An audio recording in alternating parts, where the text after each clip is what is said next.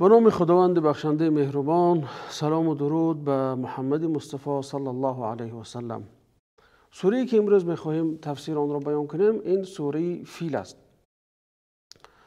ابرهه گماشته حبشه در یمن بود. کلیسای ساخت تا اینکه مردم را از حج مکه و حج خانه خدا به سوی کلیسای خودش توجه کند. وقتی عرب ها این را شنیدند ناراحت شدند و مرد از بنی کنانه برای بیان کردن اعتراض خود با اون کلیسا رفت و اون کلیسا در اون کلیسا پیشاب کرد و ابرهه وقتی این را شنید بهانه پیدا کرد تا اینکه به مکه هجوم کند و خانه کعبه را ویران کند. ابرهه لشکر را تشکیل کرد که ضمن اون لشکرانی بودند که فیل سوار. ابرهه نزدیک مکه شد. وقتی که اهل مکه این خبر رو شنیدند، بعضی انسان‌های تملق‌کار، بعضی انسان‌هایی که منفعت‌جو بودند پیش ابرهه رفتند و با او می‌خواستند که بعضی داد و گرفت کنند از حساب مردم خودشان.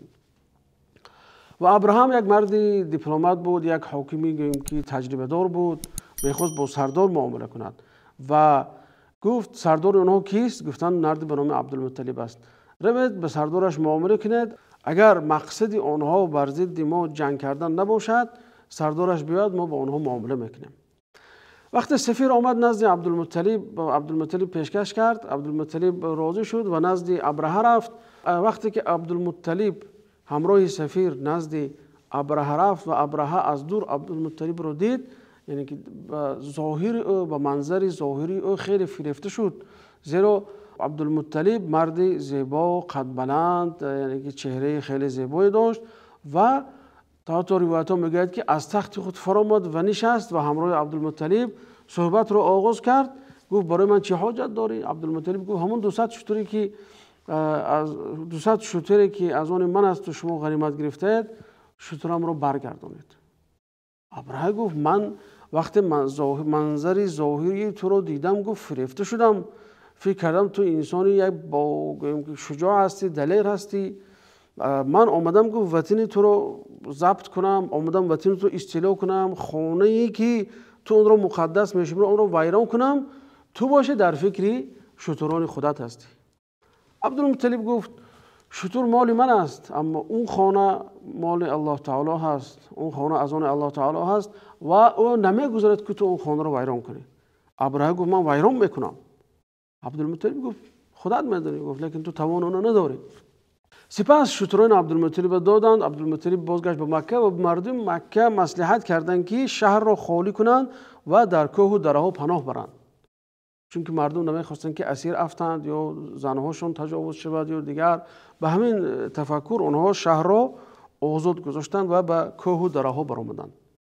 این هم یک اراده الهی بود، یعنی که وقتی که دست انسان کوتاه ماند، انسان وقتی که نیرو ندارد، دیگر توان رویارویی با دشمن ندارد، الله تعالی خواست که نیروی خودش را برای اونها نشان دهد، بزرگی خودش را برای مردم مکه نشان دهد. بنابراین اینجا دیگر قوه الهی و نیروی الهی دخالت کرد.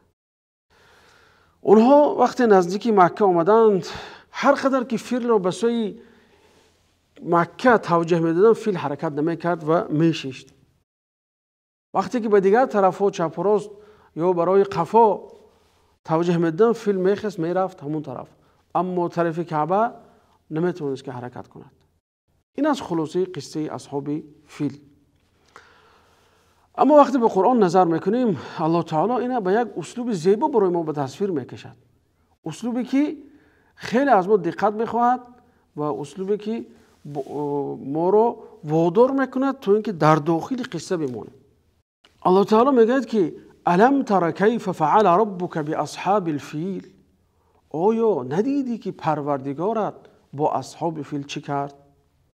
یعنی که یک سوالی شگفت آوری هست، سوالی هست که آنها را به تفکر وادار میکند، درباره اصحاب فیل صحبت میکند.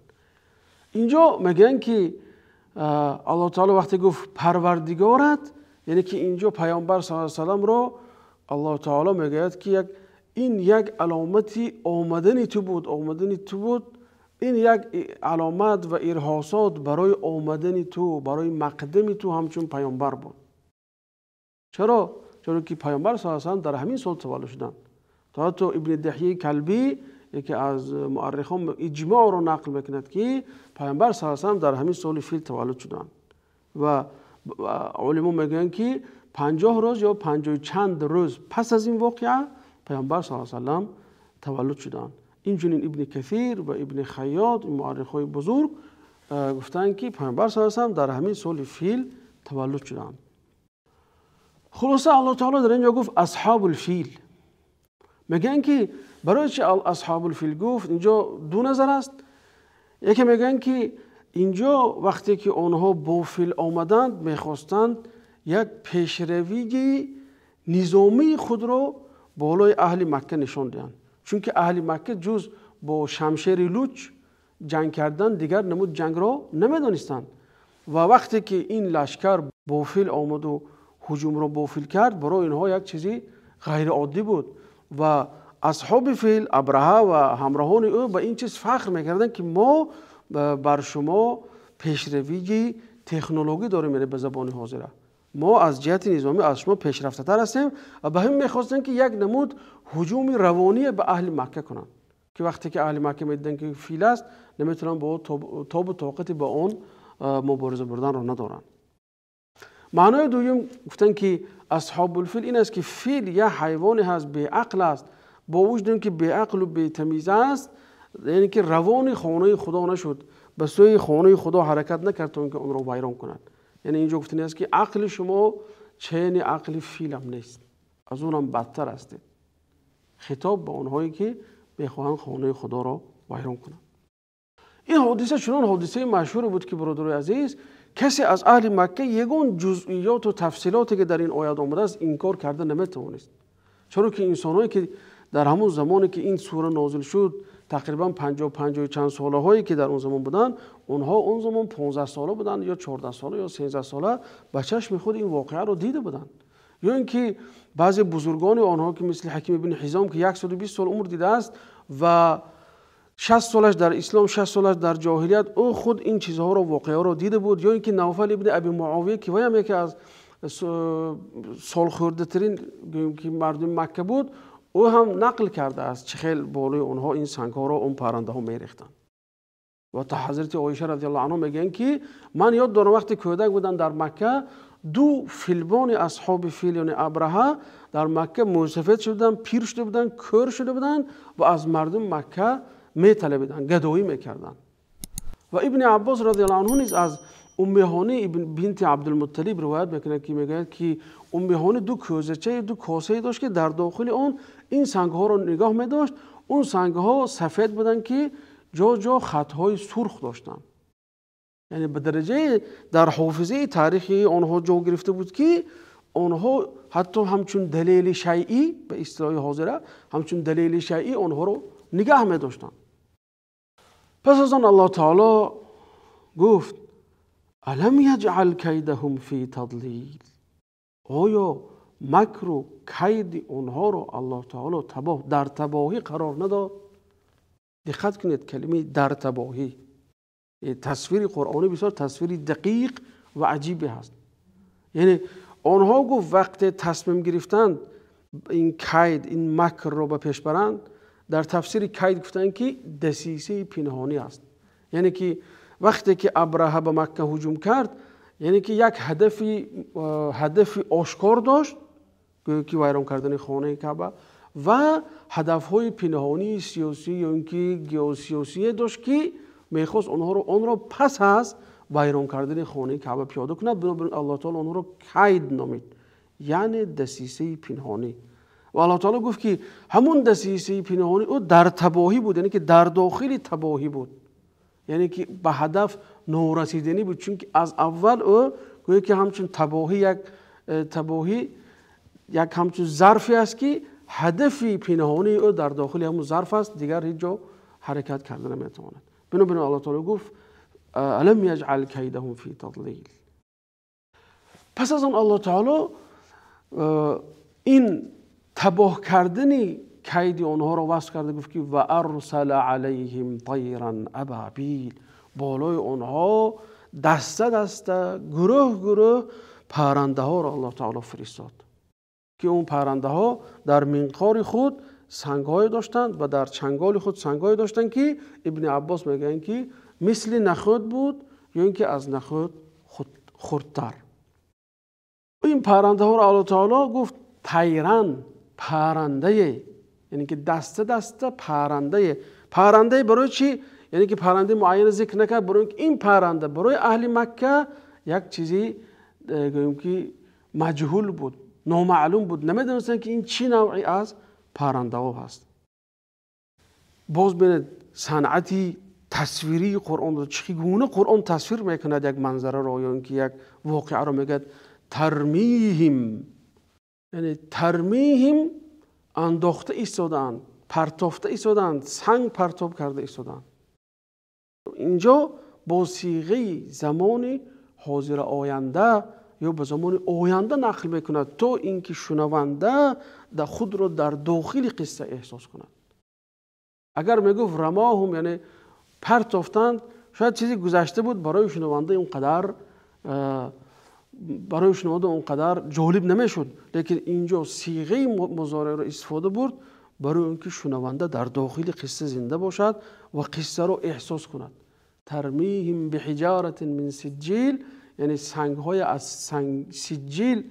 میگن که این یک واژه فارسی هست که عبارت از دو کلمه سنگ و گیل است. اینچنین این را تفسیر ابن عباس تأیید میکنه که میگن که سجیل این گیلی سنگ شده هست، یعنی که گیلی که رفته رفته به سنگ تبدیل یافته است. فجعلهم كعصف مأکول، و آنها را مثل علفی یا پوستی علفی خورده شده کرد. یعنی اون سنگ هایی که بالای اونها پرتافته شد، پس از اون که سنگ پرتافته شد و گوییم که پوست های اونها به دریدن شروع کردند و آبیله ها پیدا شدند و لشکر در اونجا مردن سر کرد، یک قسمش گریختن، یک قسمی که گریخت در راه وفات کرد. اونایی که در میدان موندن مثل یک گوییم که علفی که حیوان میخورد و پس از خودش میگذارد و با پایهایش زیر میکند، مثل همین شدن میگه الله تعالی. به اصطلاحی مردم استراوشن میگن که مشخورد کرد، مثلا گاو علف مشخورد کرد، یعنی اونها به همین مثل مشخورد شدن که پس از خوردن و خاییدن حیوان خیلی علف باز میموند، اونها نیز همین خیر شدن، چون که این سنگ بدن اونها رو میخورد. ذکر کردن این قصه برادرای عزیز برای اون است که پیامبر این یک علامت برای آمدن پیامبر بود.